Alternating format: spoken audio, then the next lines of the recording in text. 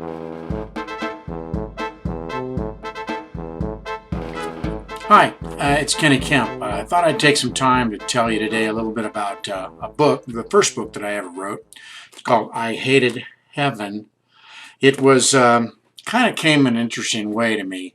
I had been working writing screenplays in Hollywood, trying to get a film career going, and I had a screenplay that I was working on called Heaven Forbid that would not behave. In movies, a screenplay, here's a sample of one of mine.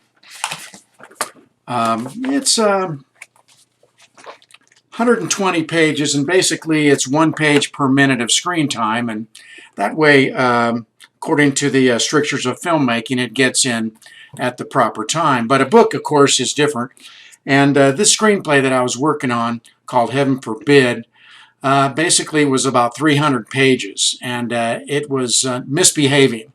I had never had that problem before. I never had characters who wouldn't shut up or demanded scenes of their own, and I got to thinking that maybe it wasn't a screenplay, it might be a book.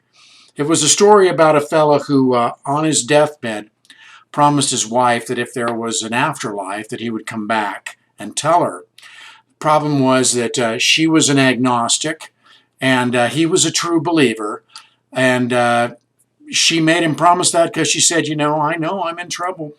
If there is an afterlife, I know that because I don't believe that you and I will be separated. As a result, he said, I'll be happy to do it. And unfortunately, when he got to the other side, it was different than he expected it to be, and they wouldn't let him come back. So in order to keep his promise to his wife, he had to bust out of heaven. And the book is kind of an escape adventure story with a happy ending, of course. I was influenced by the movie Defending Your Life with Albert Brooks and Meryl Streep. Loved that movie a lot, liked the rather humorous and off-kilter view of the afterlife. I come from a religious tradition where it's very serious, and the sense of heaven and earth are basically you're on a treadmill accomplishing these goals that have been set for you, and you're working like a busy little bee your whole existence.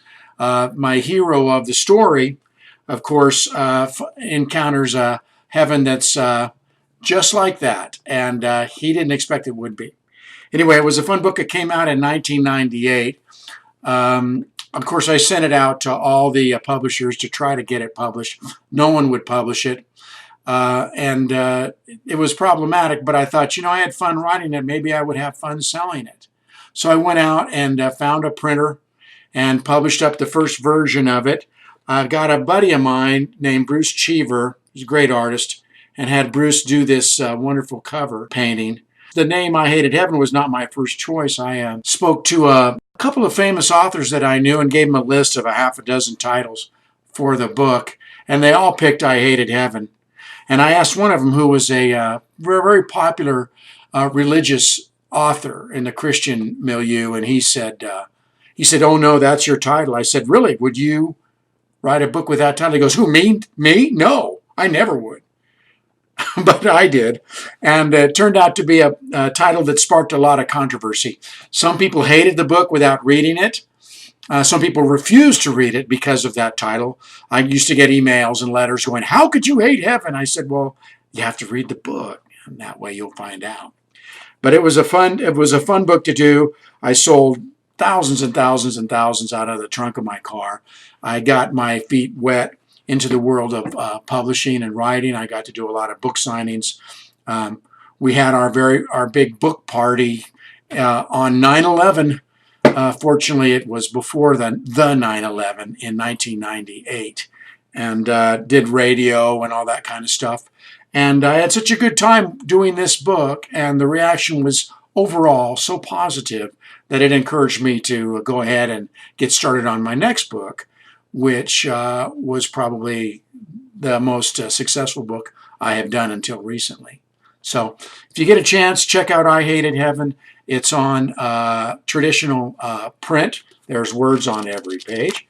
And it's also, as an ebook, available on Amazon and through Smashwords. Thanks.